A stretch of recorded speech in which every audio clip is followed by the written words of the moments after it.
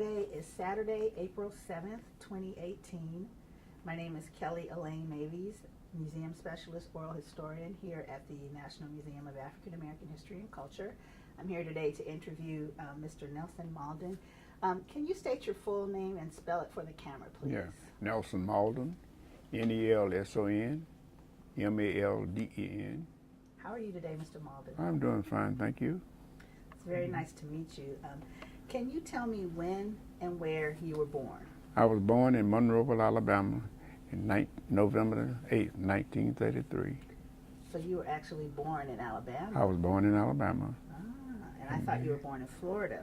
No, my father moved to Florida in 1934 when I was 1 month old. Okay. Yes.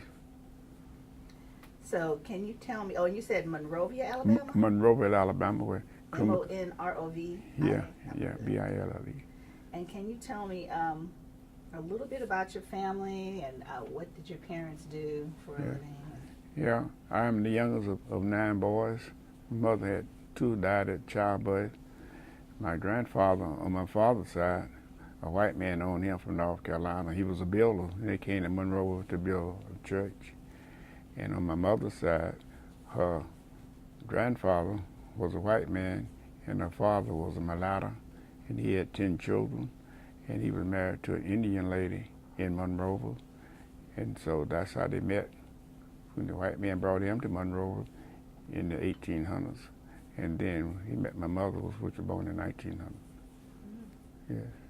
And so what did your father do for a My living? father was a barber. He was a World War I veteran, and he was stationed in Germany for a while. So a lot of his customers in Pensacola were German because he was familiar with cutting their hair. Can you tell me your parents' names? My father's name was Cleveland Malden, and my mother's name was Mary Fanny Malden. So your father was a barber. My father was a barber. Did he teach you and your brothers? Well, he didn't have to teach us. We just born in that environment. Well, I was almost raised up in the barber shop, so he really didn't have to directly teach us. We just learned most of our experience through observation. So he owned his own barber shop in Pensacola. Yeah, when he first left Monroe and moved to Pensacola, he rented a barber shop. And then later on in his life, he bought and built his own barber shop. And what was the name of that barber shop? Well, it really didn't have a name, but we just Malden Barber Shop then, yes. So it was a family business. It was a family business. And you just picked it up by growing up and observing in the barber shop. Right, I was the youngest son, so I just every day, there's not in school, I was in the barber shop, cleaning up, sweeping up. So when I turned about 14 or 15 years old, I was good enough for him not to supervise me anymore. So you actually would work in the shop? I was working in his shop, yes. So you started doing that before you left to go to college? Yes. I left to go to college in 1952. I really started cutting hair when he turned me loose. It should have been around 1948. Yes.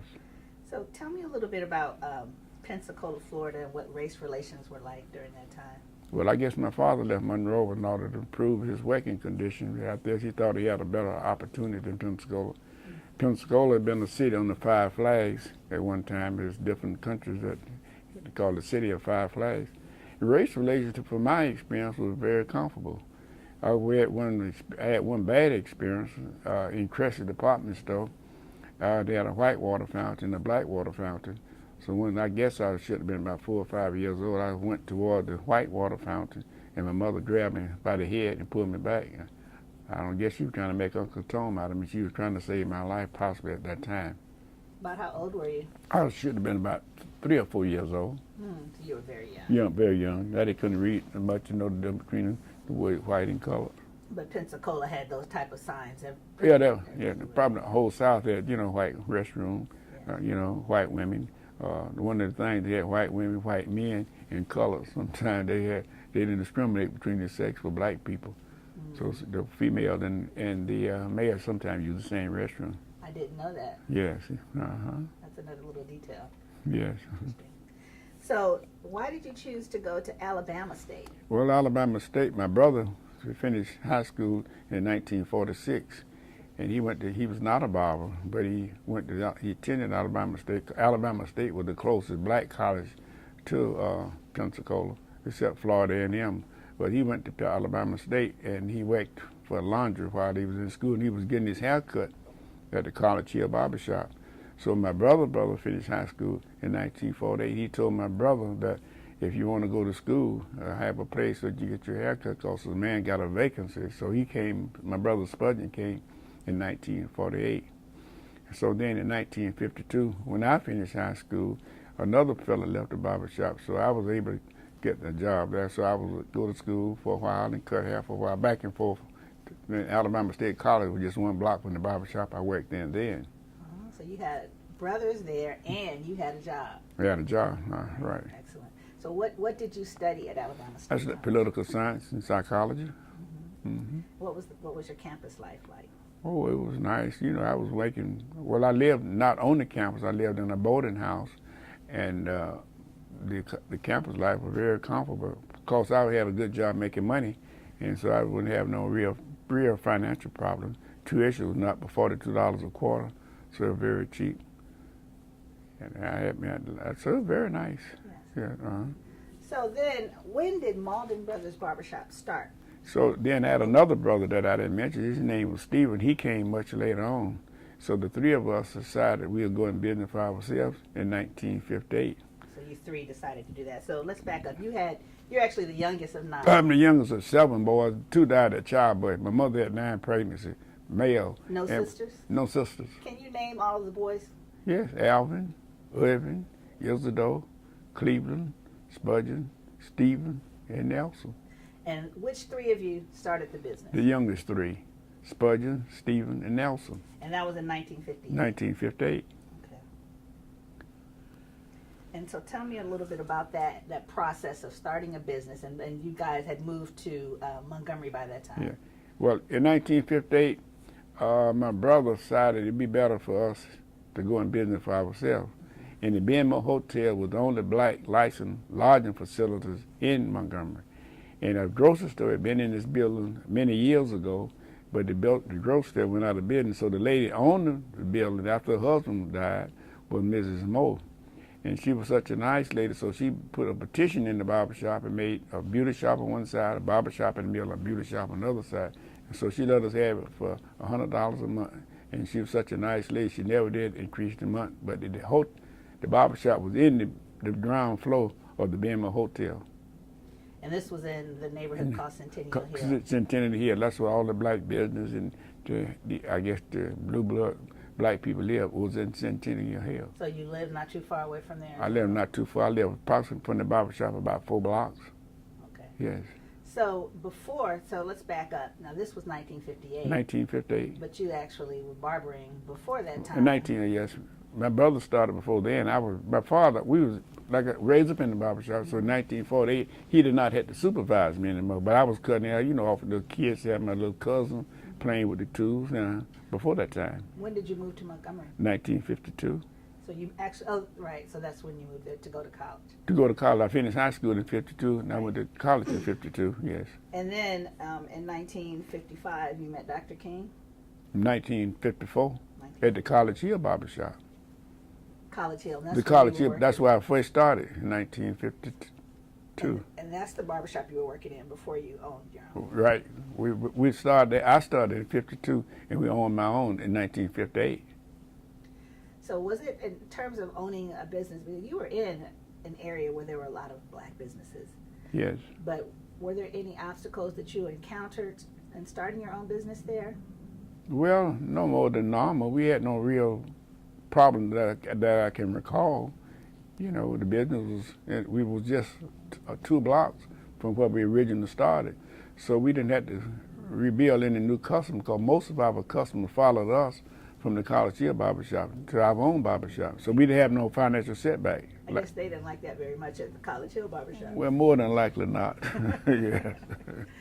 So you were also a member of Dexter Avenue Baptist Church. Yes, I think I joined the church under Vernon John. Vernon John was fired from Dexter in 1952.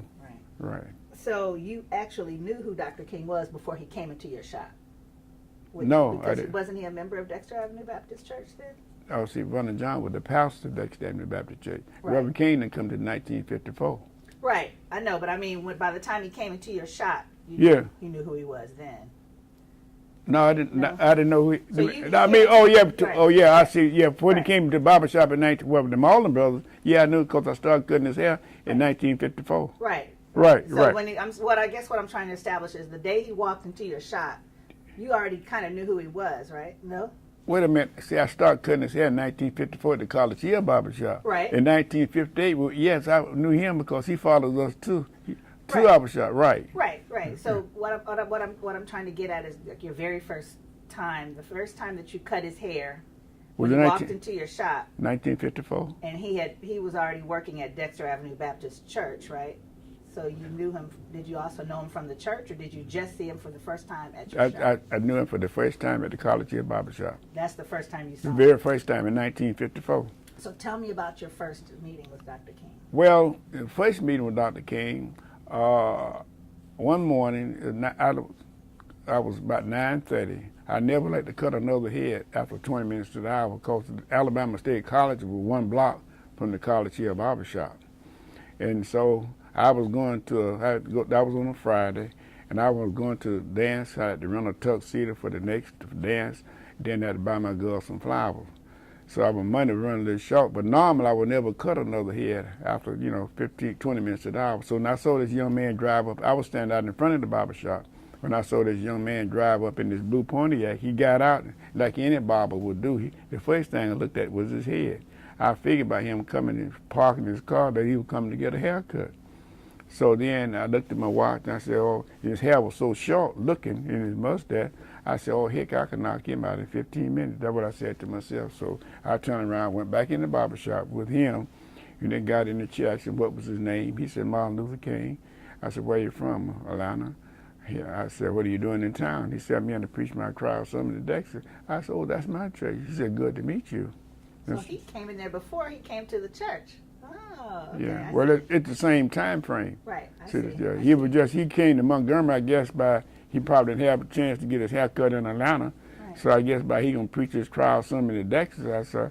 I guess he was looking for a barber shop, and the barber shop was about 3 blocks from his house that I was in then. I see. Yes. Oh, so what was your first impression of Dr. King?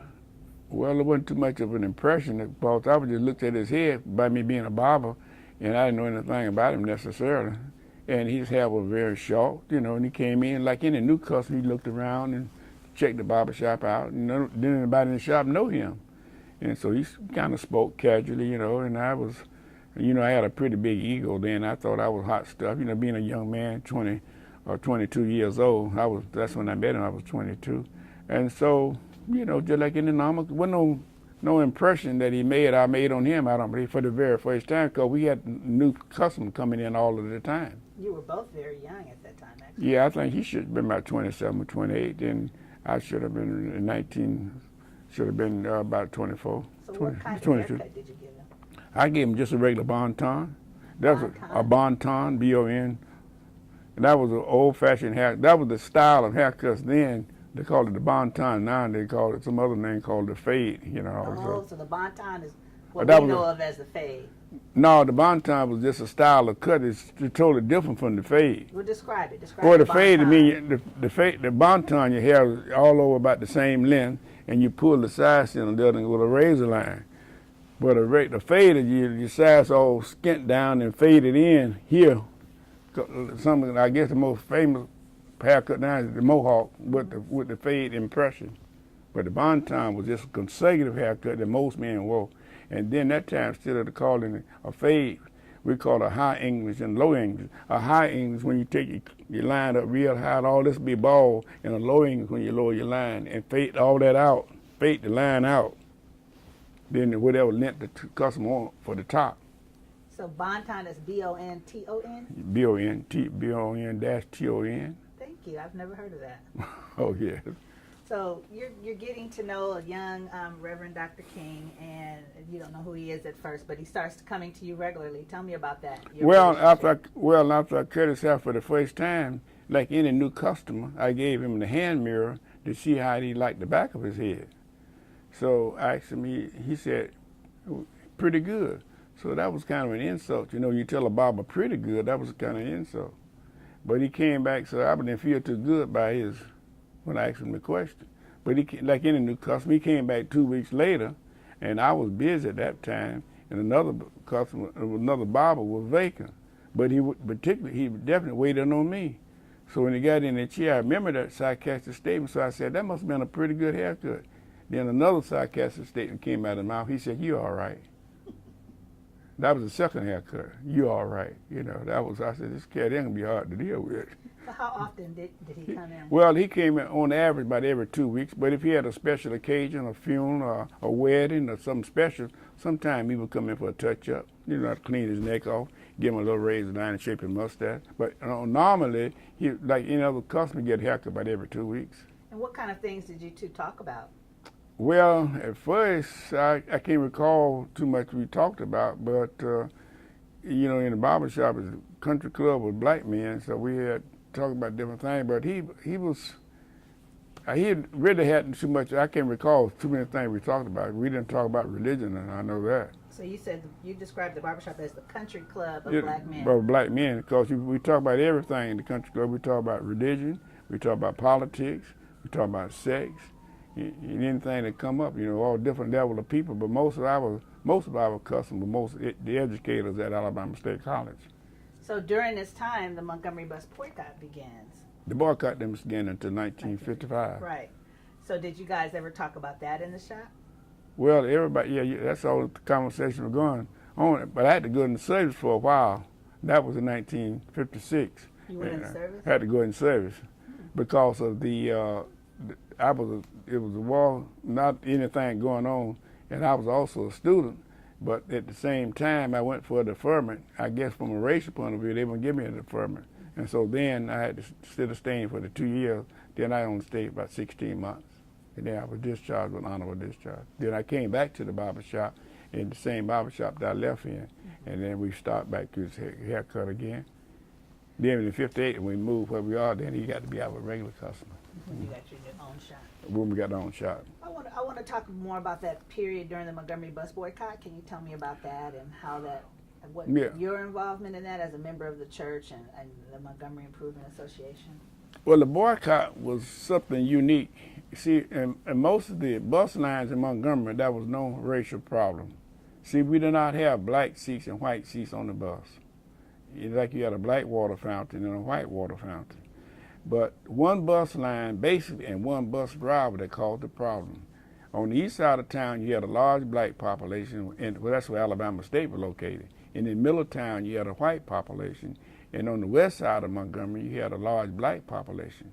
So the bus that the problem started on was South Jackson, Cleveland Avenue. Mrs. Parks was arrested on the Cleveland Avenue bus. When the bus leaves Cleveland Avenue, coming towards Alabama State College on the east side of town, the name was South Jackson Street.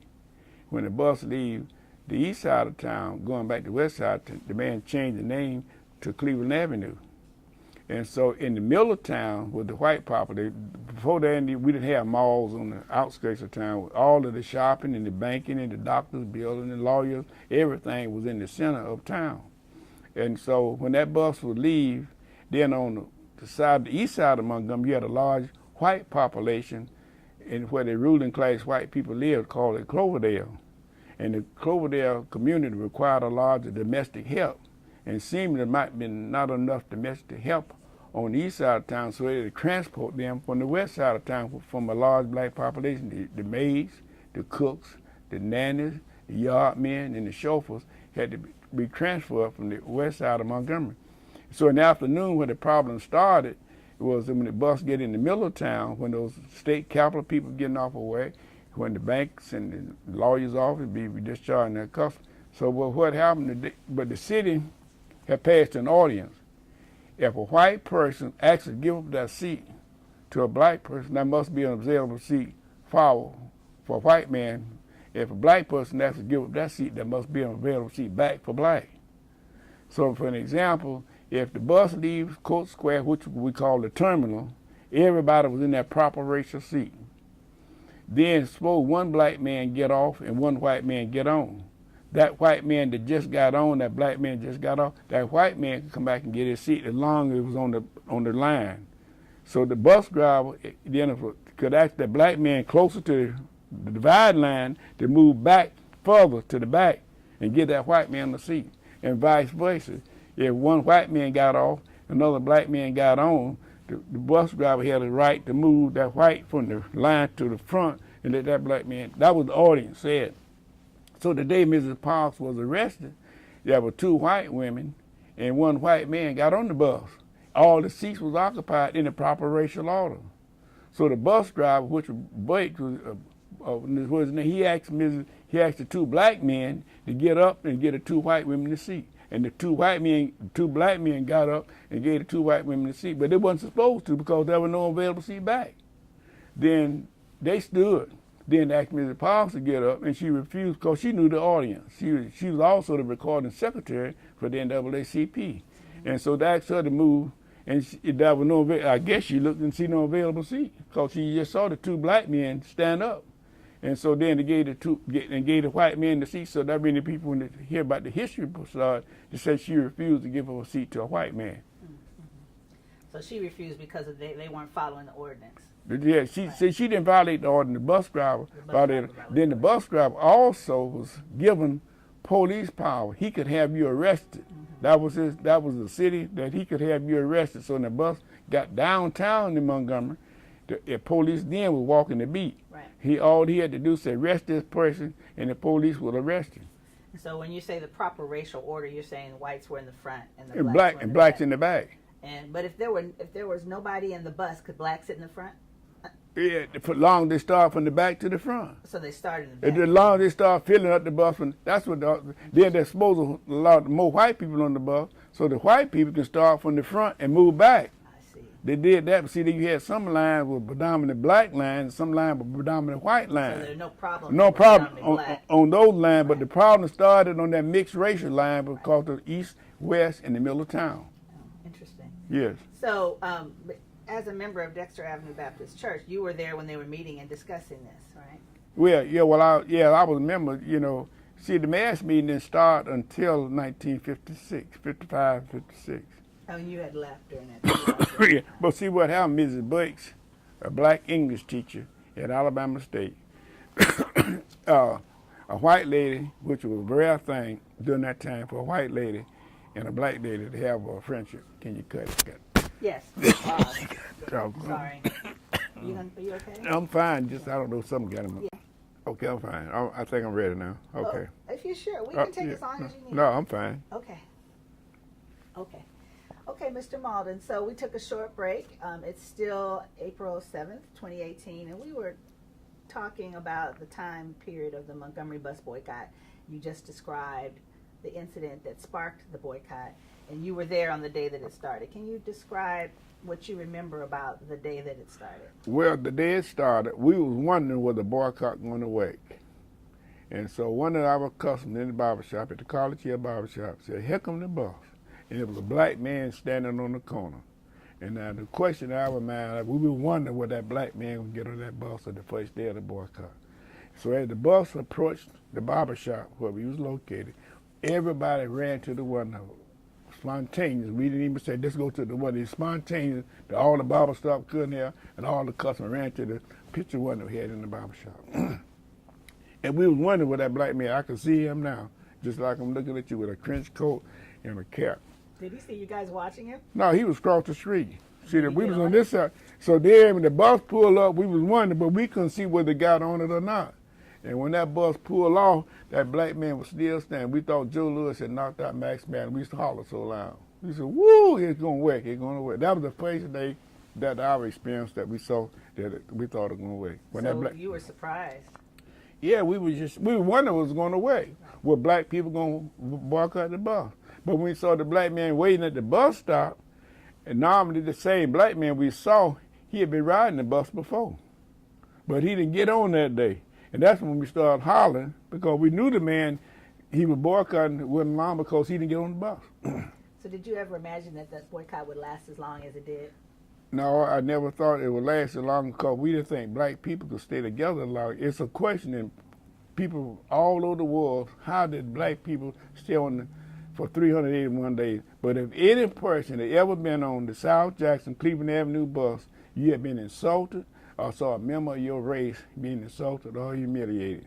And Mrs. Bucks, one of the females that started the boycott, she went to the mayor and told him we could solve our racial problem on the bus if you would teach your bus drivers how to be more courteous to the black riders. Stop the bus driver calling black women girls and gals and black men uncle and preacher. She was really trying to help him in a technical sense keep segregation, because all we like for more humane treatment and not integration of the bus. But they refused to do that, and so consequently, and so they called for the boycott. It was the spirit in the people. I'm not trying to discredit Reverend King or Mrs. Paul, but it was the spirit and not so much the leadership. Absolutely. So that's why it survived, because of because of the spirit of the people. And who was the woman that you just mentioned that went to the mayor's office? Mrs. Mary Fair Bucks. Ms. Mary Fair Bucks was an English teacher at Alabama State College. Burks? Ms. Burks, B-U-R-K. And she was an English teacher at Alabama State College. Her husband repaired jewelry, so he had a very good income because he had very little competition in his line of work. And so she had no children, and so she was on the state payroll as a result of teaching at the state college. But somewhere in 1944 is in the book, The Women of the Movement, that she befriended a white lady, which was a rare thing for that time period in American history. The white lady was a member and a charter member of the Women League of Voters. The Women League of Voters was an organization to have poor white people have some type of voice in government. They might need a street light, they might need something in that community. But this Women League of Voters would go to the commissioner and the city councilman and see could she get help. And so some kind of way, the relationship started in 40, as the story was told to me. But then later tried to get Mrs. Bucks to become a member because she thought poor white people and black people had something in common. And so Mrs. Bucks submitted an application, but she was turned down, we think, because of race, from the other members in the Women League of Voters. And she went and formed her own organization, and she structured it after Women League of Voters, and she named her organization the Women Political Council. I never knew that particular story. Great. Yeah, it's in the book. The first edition of the Women's Movement, the women was in, but in the second edition, I think that part was eliminated. But it started in 1944. And Mrs. Joanne Robinson came to Alabama State in 1949. I know about Joanne Robinson. Did you know her? I had a class on Miss Robinson. And so she came in 1949. And so by both ladies were taught in the English department. Ms. Bates taught English and Ms. Robinson taught English. So you had a class with her? Yeah, Ms. Robinson. And what See, I came, Ms. Robinson left in 1960, the same time Reverend King left. What class did you have with her? English. Yeah, I knew more about civil writing. That's my English grammar so bad, but I knew more about civil writing than about English grammar. Because we talked about her civil writing more than that. See, when she came to the city. Oh, in her class, she talked about civil rights. Yeah, see, when she came in 1949, and I started in 1952, and so she didn't have a car when her first came to Montgomery. So she got on. She was not familiar with the bus seating arrangement. So she got on the bus. It's in her book, and she sat a little bit too close to the front. Although at the time she got on the bus, it wasn't too many people on the bus. But she sat a little bit, but she didn't know the seating arrangement. So the bus driver told her, "Get out of that seat, girl. You ain't no white woman." And she said that embarrassed her so until she jumped off the bus at the next stop. And she said the first thing popped to the mind was boycott, boycott, boycott. And I know she's very fair-skinned. She was very fair-skinned, yeah. So the man, the worst thing you can say to a fair-skinned black person is get the impression you think they're trying to pass. Mm-hmm. And so she said that that's the impression you got with the bus driver. Get out of the seat, girl, you know a white woman. So I want to go back to the barbershop and talk a little bit more about this country club of black men and a little bit about the nature of the discussions about politics, about civil rights in general. Kind of well, you know, very few black people at that time was subscribing to the newspaper. When it first started, very little television. So your line of communication from each other was in the barbershop. You might talk about, well, like for an example, if a Jehovah's Witness coming there talking to a Methodist person, then we have all kinds of debates going on, you know. Some man tell you about his girlfriend, he done left him, he's been crying, and you know, some people said, who you gonna vote for governor? Very few black people before the 65 voting right bill passed could vote. And so we said, who you gonna vote for? You know, whether you gonna vote for George Wallace or young folks and things like that. And those type of discussion, you talk about money, there are people that have financial problems. He said, I don't just pay their loan and I can pay my bills. And then they talk about sex, That's personal. You guys would talk about those kind of things there? Money and... They talk about money, said they went to the bank and tried to get a loan and all this kind of stuff. They had loan sharks. They had these loan shark people, loan the money high interest rate. Now they call it payday loans, but they had another name for it then. And they talk about their family problems and school and education. Most of this around politics, Then you had to take a test in order to vote during that first time. Yeah. Did Dr. King talk about his challenges with what was going on with the movement? Yeah, well, Reverend King come in. See when he came now to Montgomery in 1954, he was just an ordinary preacher at a church which had been lost a lot of members. So I think where the confusion comes in, since Reverend King is such a historical figure now, it's hard for people to go back to that time frame when he first came to Montgomery. See, when he came to Montgomery, Dexter Church had lost a lot of members under Vernon John, and he was just a regular, ordinary preacher. See, in the barbershop I worked in, like I told you, we were cutting some of the leading figures black people had at that time. We were the college professor, then we were cutting most of the black preachers. All of the preachers that Reverend King went on, we was cutting their hair. We were cutting B.D. Lambert's hair. He was the pastor of Bagley Street Baptist Church. We was cutting Reverend Say, Mount Zion. We was cutting Reverend Powell. We were cutting Father DeBose. We were cutting Reverend Wilson. So we had at least about 15 leading ministers in Montgomery. We was cutting their hair. So Dexter, we were cutting Vernon John hair, before he left in 1952. Right. And so... And he was a young preacher. He was young. He wasn't as well known as the others. No, but did he talk at all though about his plans or? No, he didn't. I can't recall any specific conversation he had. I can name some of the conversation we had, but we had, he come in. He probably talked with some of the other people. But one of the conversations after we moved, he came in the shop, and one day, two of his children were born half a block from the barbershop after we moved in 1958. And so he spent a lot of time to get away from his family, about with half a block. There's a pool room around the corner from the barbershop, and one of his favorite sports was pool. And then the man who worked on his car was down the street at the Chevron station named Albucker. But one day we had a little crash can, we had a grating machine right by the back seat, so instead of him taking up seats in the front of the barbershop from the customer, when he wanted to just kill time, he would take a seat in the back of the barbershop. And when sometimes he bring his briefcase, he'd be writing little notes. Sometimes he'd do a little reading. And so he would take some time. I wish I could have kept some of the scrap paper that he threw over in that trash can. I might have bought you a Porsche. But anyway, we didn't know the value of him then. Right. So that was in the barber. So then he said that one day 2 old men were sitting beside him. And one of those men started coughing. And one of those men said, "What are you taking for your cold?" He said, "I'm taking aspirin and lung juice." The other man said, "Man, for your best thing for your cold to take you a rag and put you some ice cream salt and put you some Tim-Tam on and tie it and put it on your chest." Again, ice cream salt and pour Tim-Tam over it and put it on the rag and put it on your chest. I guarantee your cold will be going the next morning. There were 2 students up in front of the barbershop. One, they got a ticket doing 40 miles an hour. The boy from Chicago, which was a student in Alabama State, they got a ticket doing 40 miles an hour in the 30-mile zone. The other boy from the Selma said, "Man, you got to know how to talk to these white folks down there. You around there saying yes and no. If you say yes, sir, and no, sir, you probably wouldn't got that ticket." So the 2 students left after they got that cut. The 2 old men left. Then the 2 other barbers finished their custom. They left and went to lunch. And so I finished my last custom, so he left. So there's the 2 of us in the barbershop. You and Dr. King? Just me and Dr. King. He never would call me by my name. He always called me Barber. He never would say Nelson. Really? And I never would call him. The whole time you knew him, he just called you Barber? Barber. And I always called him Reb. I never called him Reverend King. I just called him Reb. And so he got up out of the seat, got his briefcase, and put his clothes in his book. And he said, "You know what, Barber?" I said, "What's that, Reb?"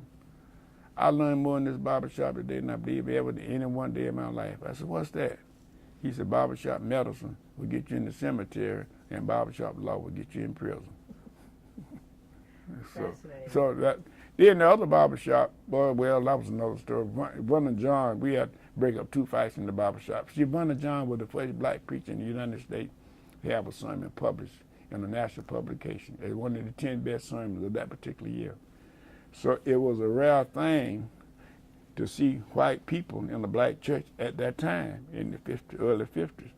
But those ministers, most of the people that we saw that was white had heard about Vun and John's sermon because they was in the ministry business. So they said, who is this black man in Montgomery have a sermon published? So if they were passing through Montgomery for some reason or another, they naturally want to go and visit Dexter Church. And so one Sunday, John preached a sermon. This was a sermon who really got him fired. He said, American white man could go anywhere in the world at one time and cash a check on his face. He need no other identification except his white face to cash the check. He was trying to make a point. He said, but I can foresee one day they're going to take a battalion of tanks for them to go to the outhouse. And so then after the service was over, they called for an emergency meeting in the basement of Dexter. And then one of the deacons said, you told John, said, you really embarrassed us today. Said, did you see the white man in the church? John said, yes, I saw the white man. He said, I wasn't trying to embarrass the white man. I'm trying to help the white man. He said, you talking about he could take a battalion and go to the outhouse? I said, that's embarrassing. So John, he had a high temper. He was, if you see the movie that James Earl Jones played, the Vun and John story, then he said, well, they made him mad because he had this high temper. He said, well, I tell you what I'm going to do next time I see a white man in the church, I'm going to say what I really wanted to say. He said, I can foresee the white man he's going to take a battalion to tank for him to go to the SHITE-HOUSC. Oh, no. So he walked. So anyway, but in the barber shop, he came in selling watermelons back before that incident happened in the College Hill barber shop. He was selling watermelons. He was selling watermelons in College Hill. Vun and John. Okay. So he figured black people should work with your hand. He said, you wait for the white man, the slave from sunrise to sunset for nothing. So now you can't even walk the town in dignity. Said the white man ought to take your freedom from you. So one day he came in the barber shop. He was selling watermelon. We had this real tall basketball coach in there. And the basketball coach, right, John said, how much are your watermelons? One of John said, $1. So the man said, I could buy a watermelon like that down in Greenville for 50 cents. So John said, sometime it's best to keep your damn mouth closed. He said they burned mahogany wood in the Philippines for firewood. So by that time, the man going forward, John like they're going to fight. So my brother and the other man grabbed the coach, and me and my customer in front, we grabbed John to keep him from fighting in the barber shop. Oh, my goodness. When he cussed the man, he said, sometimes best keep your damn mouth closed. Well, so he was very outspoken. Yeah, he said, yeah, he was basically a genius. He had an eye problem. Said when he was young, so he never opened the Bible. He write word for word, Shakespeare and the Bible. He just very familiar with that. And so one day when they killed, a black man got on the bus. He had been drinking, and when he put his money in the machine, he dropped it on the floor. And so the bus driver told him to pick it up and put it in the little slot. And he told the bus driver, "Say you pick it up." And he went on, sit down on the bus. So when the bus driver got downtown, and the policeman was walking on the beat, and so the bus driver told him to rest. So the black man fight the policeman, and the police shot and killed him. And so John put it on the marquee on the bulletin board in front of the church, which is Dexter Avenue, was on the main street of Montgomery. He said, "Save to kill Negroes in the South." And so the mayor called him in and said, "Don't you think that was a danger for you to put a word like that on the marquee?" And John told the mayor, said, preaching is a dangerous job. He said, out of the 12 disciples, then but one died natural death. So did Vernon Johns get his hair cut in your shop? Yeah, I cut his hair. He loved mud packs. 2 mud packs was something you put on your skin to pull your skin tight, take the wrinkles out. And as it pulled, it dries. And so he loved the mud packs, and I cut his hair. Did he have the same kind of hair cut, the bonton? That same bonton, just a little bit longer. See, the bonton, it was the style, not the length so much. So it could be different lengths. It could be different. It could be different lengths, but it was the same style. Like if you get a high English, you can carry the line up higher and skin all this down here, and you can say some want to leave it high, some want to leave it medium, some want to leave it short. See, Reverend King had the bonton, but his hair was already short. It already naturally short. So was he very different, Dr. King, in the barbershop than he was at church? Well, at church, when he first started, the first series of sermons was more put together. But as his fame grew, his time was not able, I guess, to put as much time on the sermons that he originally started.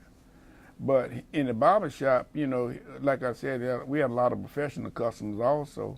So he would talk with them the same way he would talk with, you know, less educated people. Yeah.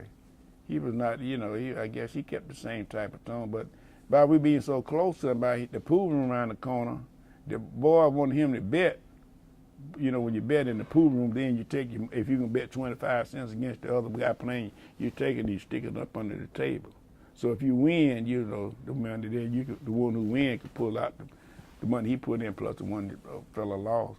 But the boys got mad with him because he would never bet, gamble with him. But he would shoot pool, but he was a good pool shooter, so he beat them most of the time. So how much was a haircut at your shop at Haircut, that time? haircut when I first started cutting his hair, about $2.75, and about 50 to 75 cents for mustache shave. But now, you know, if you cut a guy hair for $2.75 and 75 cents or 50 cents for mustache, you'd be a little over $3. Okay. But most times they give you a tip, but he never give me a tip. Tell me about that. Yeah, well, I cut his hair 7, 8 times. Even by me being a student. And most older people, men, will give you at least sometimes at least 25 cents. Some will give you 50 cents. So I cut his hair 7, 8 times. I noticed he would never give me a tip. So one day I was feeling pretty good. By that time, I said we were kind of getting a little bit closer, maybe being his barber. And so I told him one day, I said, Reb, I says, when you finish preaching a sermon on Sunday, and some of the members tell you what a good sermon you preach, I said, doesn't that make you feel good? He said, yes. I said, when you go to a restaurant and you have a nice meal and the waitress give you good service and you give her a tip, I said, don't you think that make her feel good? He said, yes. So he said, do you read your Bible? I said, yes. He said, my Bible tell me you're supposed to put 10% of your earnings in church. Do you put 10% of your earnings in church? I said, Reb, I'm a student at Alabama State College. I cannot afford to put 10% of my earnings in church. He said, I'm the pastor of Dexter Avenue Baptist Church, and I cannot afford to tip you either. And he never did. Never. Off and on, I cut his hair for 14 years. Off and on. He left in 60s. He came back to Montgomery many times after that, but he never would give me. I never got a tip. Never. Never.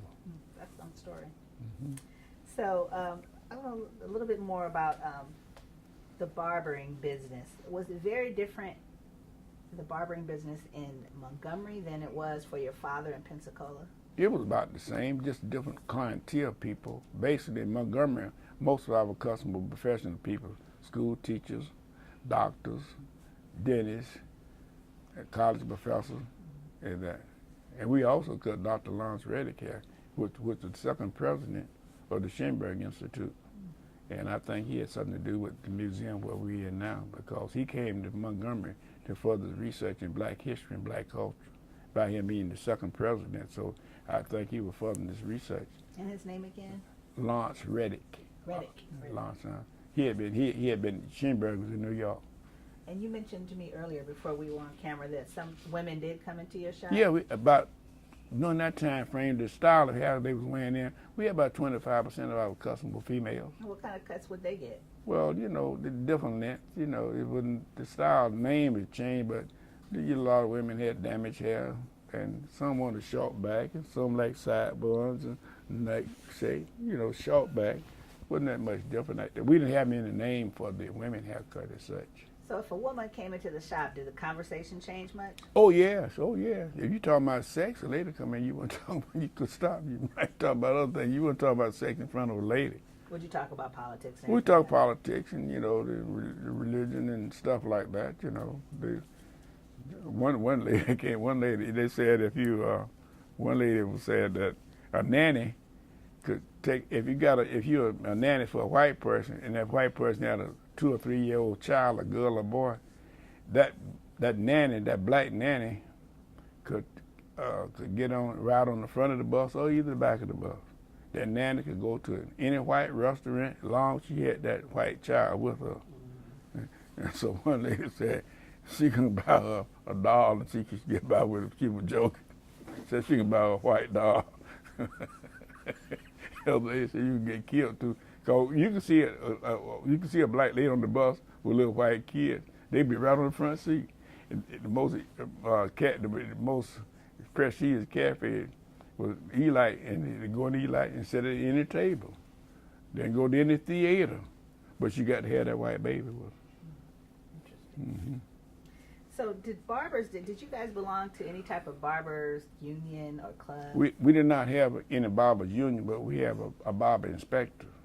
And so the barber shop had to be inspected, whether you have a sanitation cabin, your temperature of your water, or how to sanitize your tools. And so they always paid a surprise visit. You never know when the barber inspector was coming. So, but was there any type of club or anything between you and other black barbers? Yeah, well, we had a black barbers association where they would meet, and that I had a picture of that in the barbershop now, and that they would meet and we would discuss things about price and any problem we were having with the white barber inspector, things like that. Were the barber inspectors fair to you?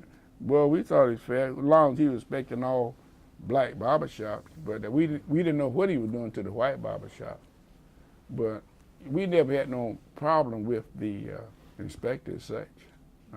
As long as, he basically come in and check your towels and your hot water and your cabin that you sanitize your tools in,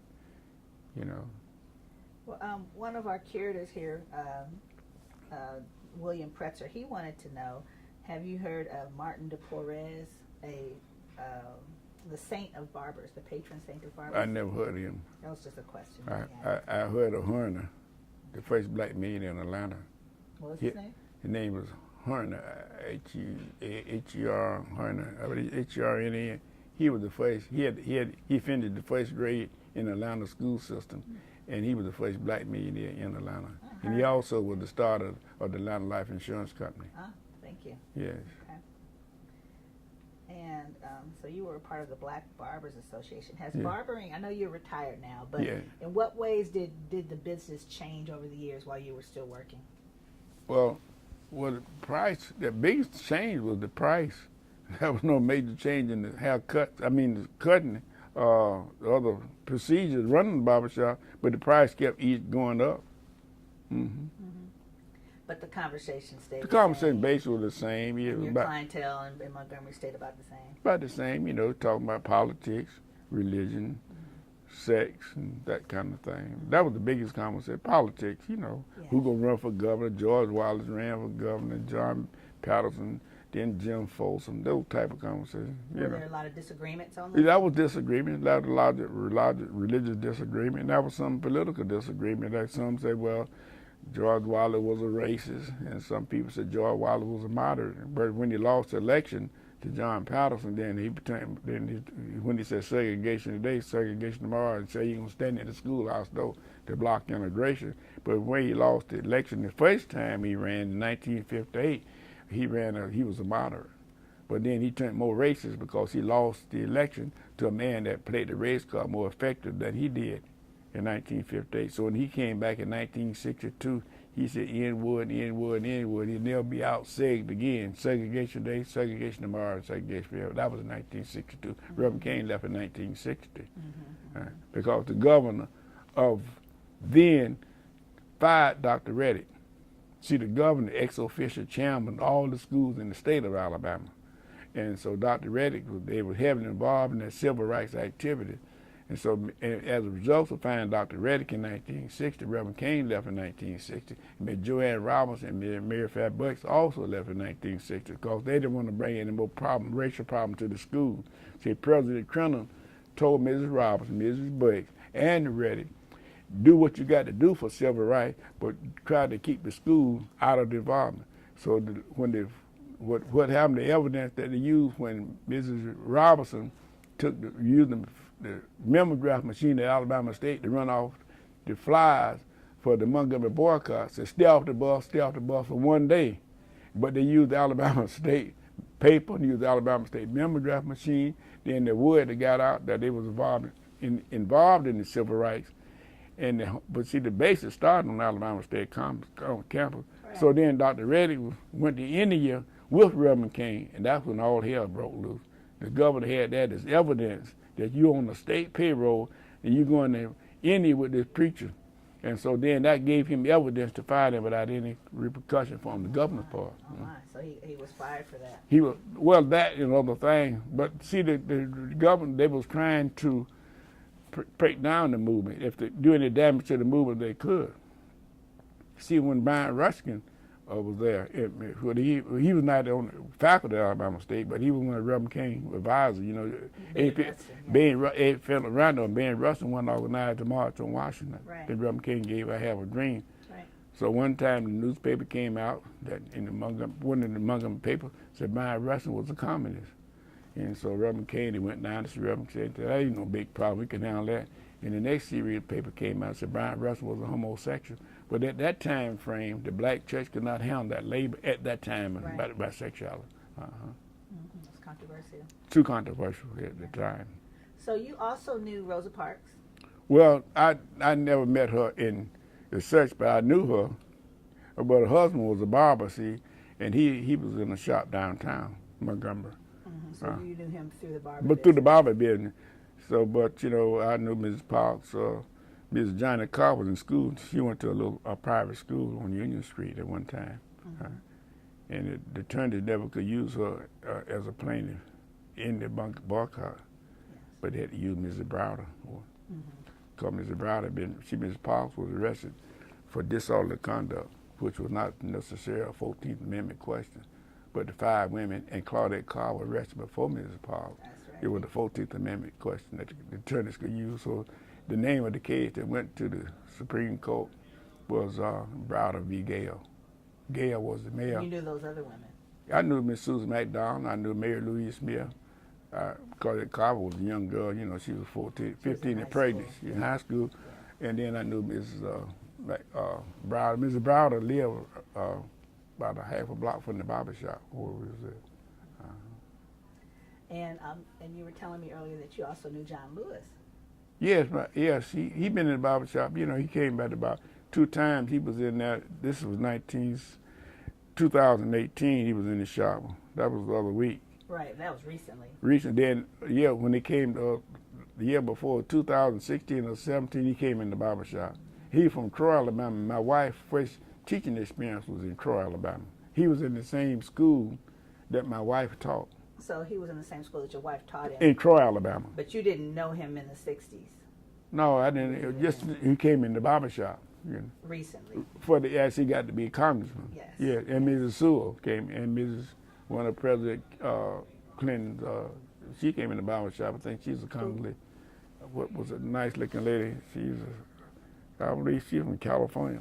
Well, she was one of the politicians. She been recently? Yeah, she was. She been there for a long time because she been there even under the Clinton administration. What was her name? Miss Maxine Waters? Not Maxine. This lady, she was on TV recently, critical of Donald Trump. Congresswoman? Congresswoman, Barbara Lee, maybe? You said Barbara Lee? California, Berkeley? I don't know. My wife know her name. I know her name, but if you would call it, I remember. Okay. Yeah, but she been, All right. But a lot of people have come through your shop. Well, yes, as a result of Reverend King, he attracted a lot of people. Dr. Mordecai Johnson, the president of Howard University. We had Benjamin Mays, the president of Morehouse College, Howard Thurman, William Home Bartles. They came through Montgomery. See, Howard Thurman was down at Daytona Beach, Florida, and they would come through.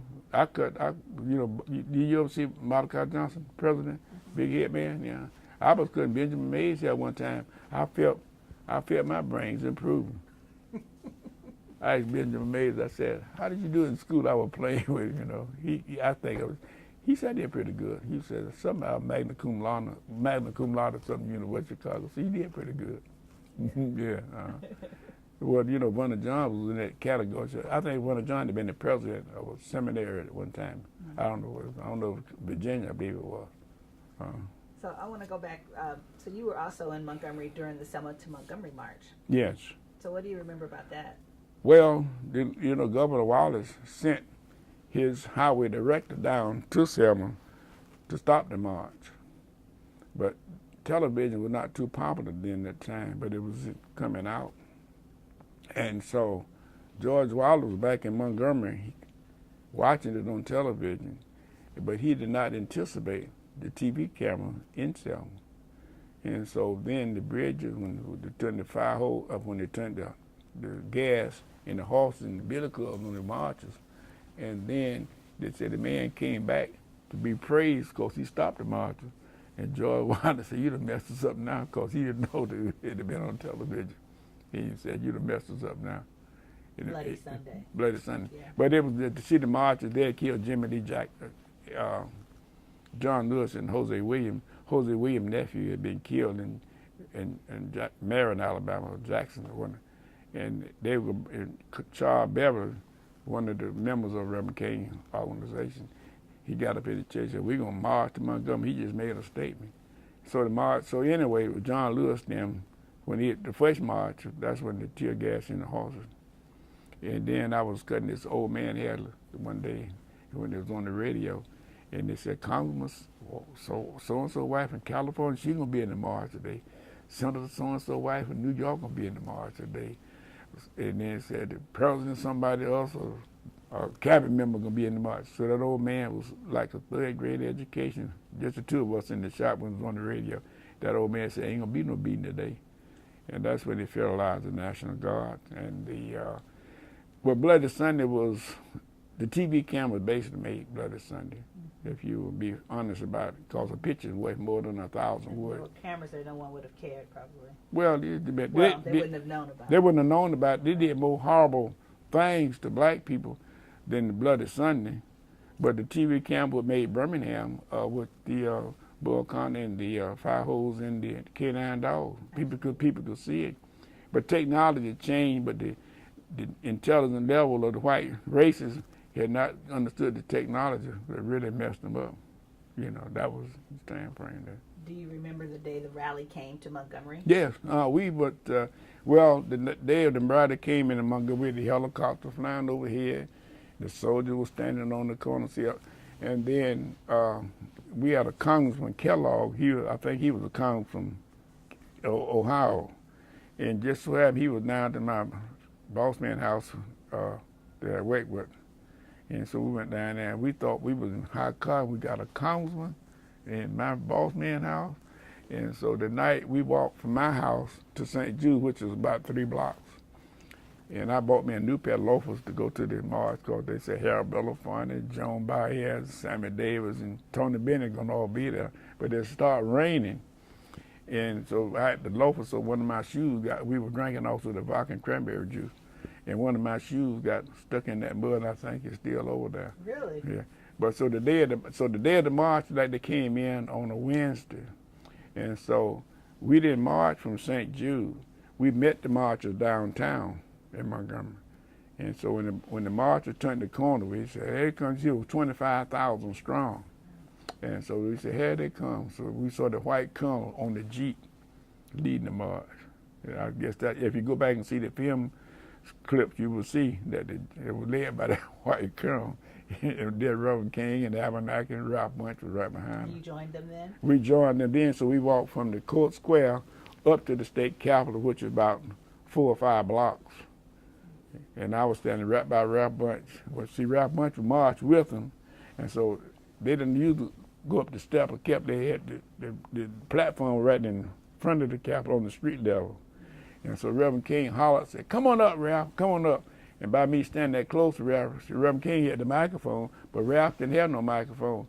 And he hollered back at Martin and said, "Go ahead, Martin, go ahead. This is your day." He marched with him, but he wanted him to come up here, I guess. But he just said, "You go ahead, Martin, this is your day."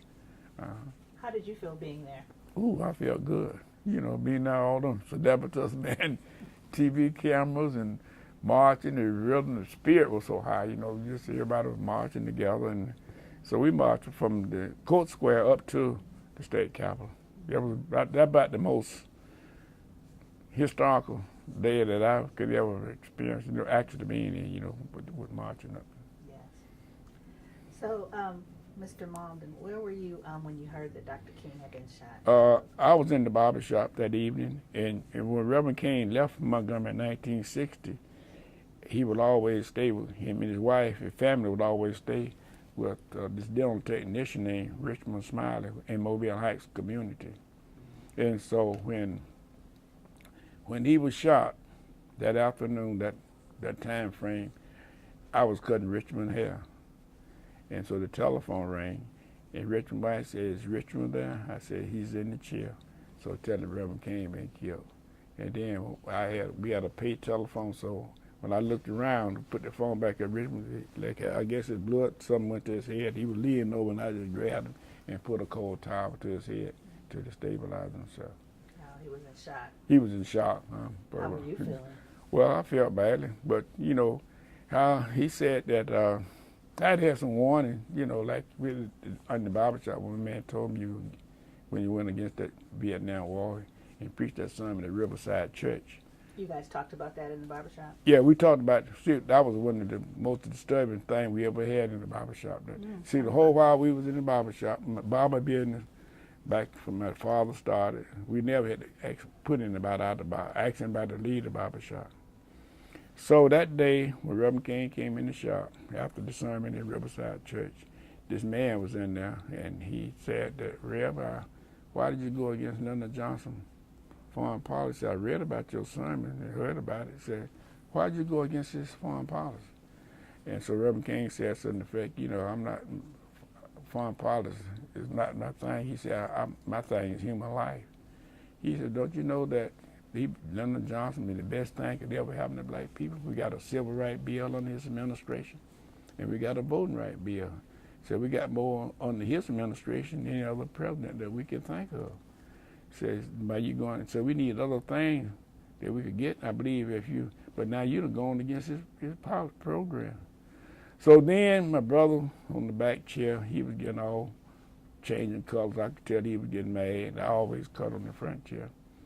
And so then he said something to Reverend King. He said, "Do you realize that General-elect and General Dynamics and our biggest customer is American military?"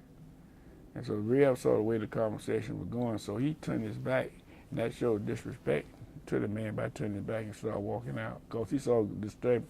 So then the man pointed his finger at him and said, "You're going to get killed." Wow. And then he came by the barbershop, and one day we was in the barbershop, and we saw two young white men park across the street from the barbershop. It wasn't no big deal, because most times you see a white man parked in that black community, they'd probably be selling insurance or something. Mm-hmm. And so we didn't think anything about it. We didn't know anything.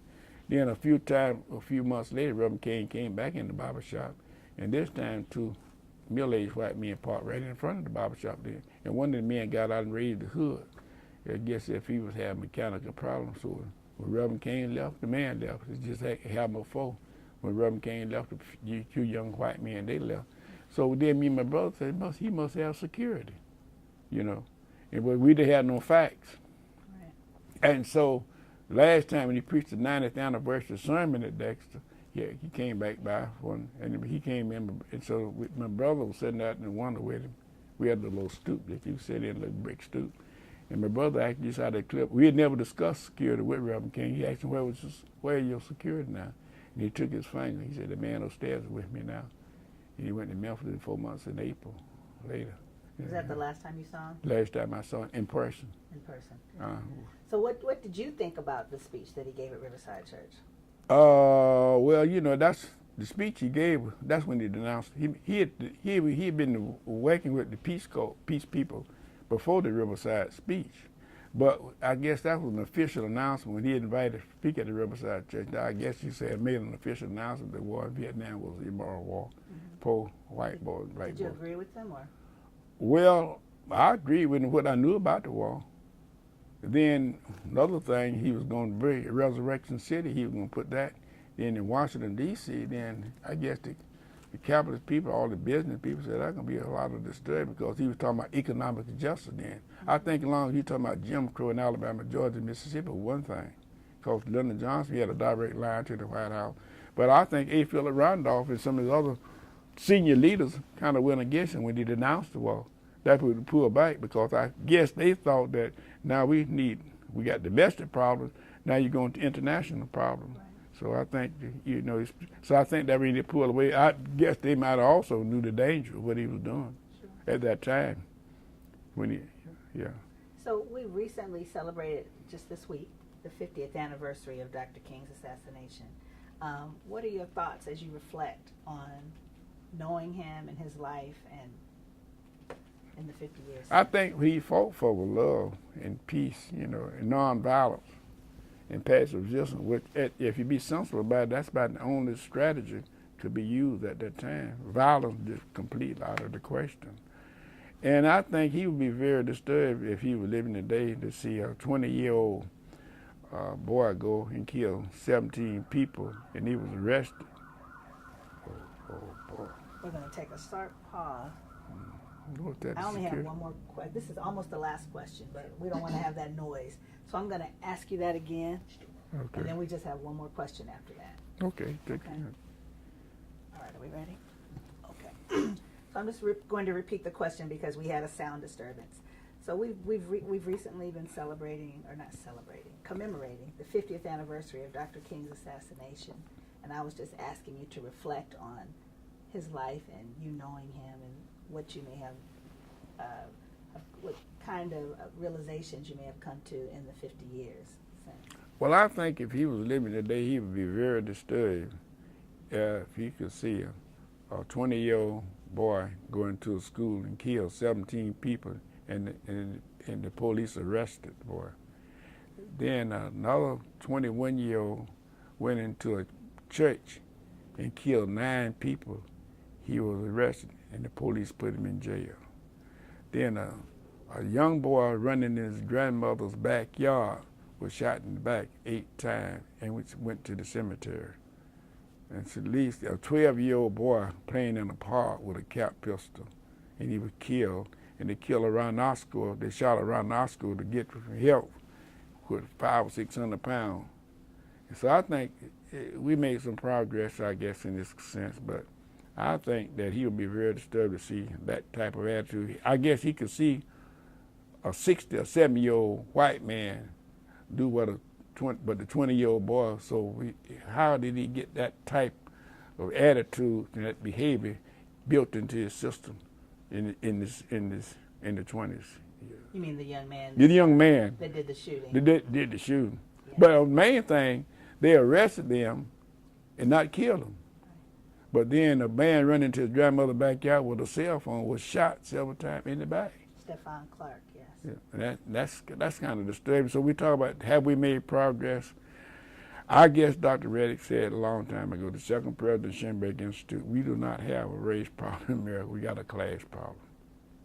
And poverty is actually running haywire now. And the few people that manipulate the top is sucking too much of the money out of the population for education, and medical is suffering.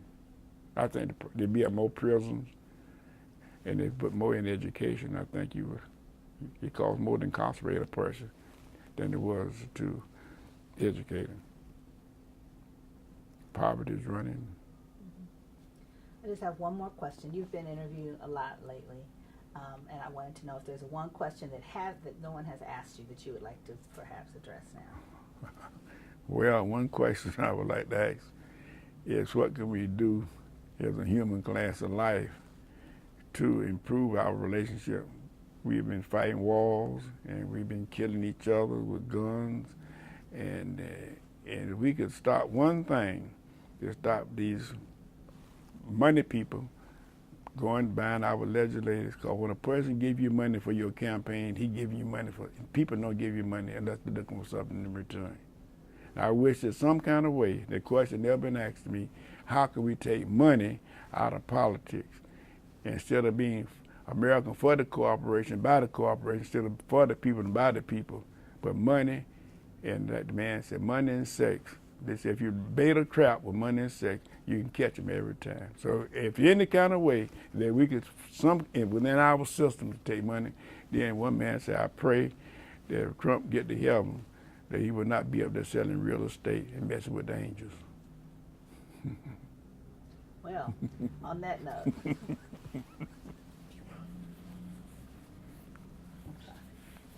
What, all of these?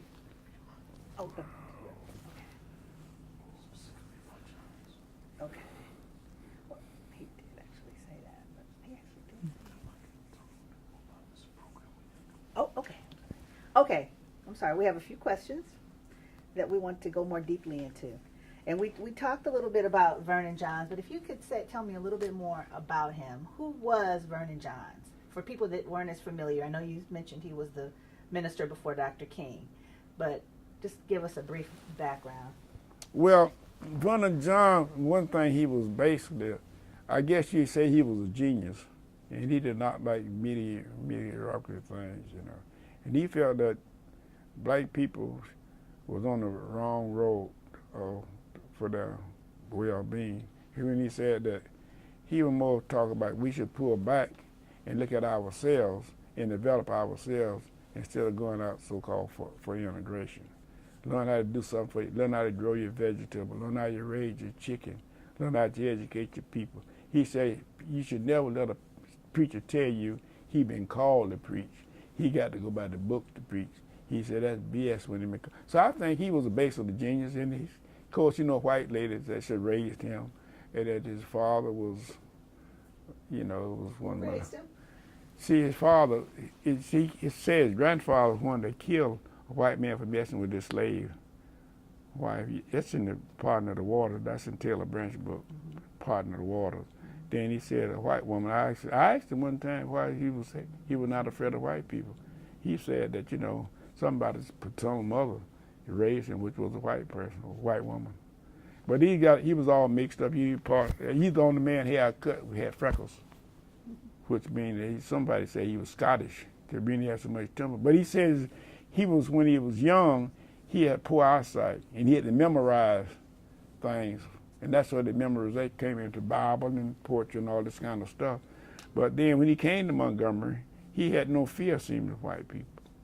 Because they don't preach them that they have fear. But if you the movie, the Vernon Johns story with Jay, I think he did a decent job in depicting John's behavior and his personality. Did you know his niece, Barbara? I didn't know his niece. His wife taught music at Alabama State.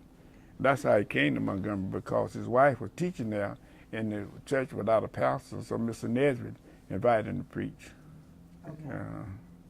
And so Dr. King came in after him. It was a 2-year gap between John left the church in 52 and King came in 54. So who pastored the church during those 2 years? We had guest preachers and come in, you know, fill in. But the sequence was John, then King. Okay. All right, so I think that's because he talked a lot about it. Did he leave the church or was he fired?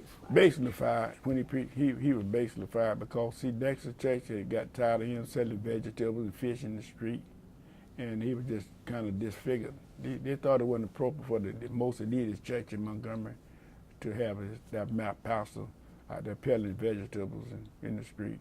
Then, like I said, his sermon had been published, and it was rare to see white people in the church, but anybody in the country, basically white, had read about this man.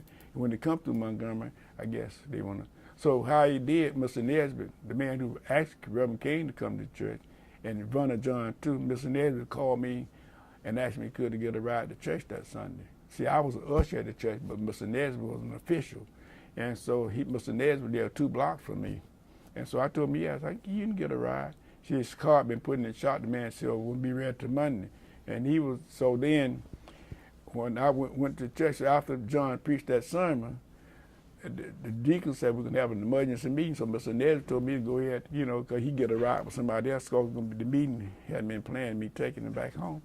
And so then I said, well, I don't have anything to do. I can wait. So I went down to the basement of the church where the meeting took place.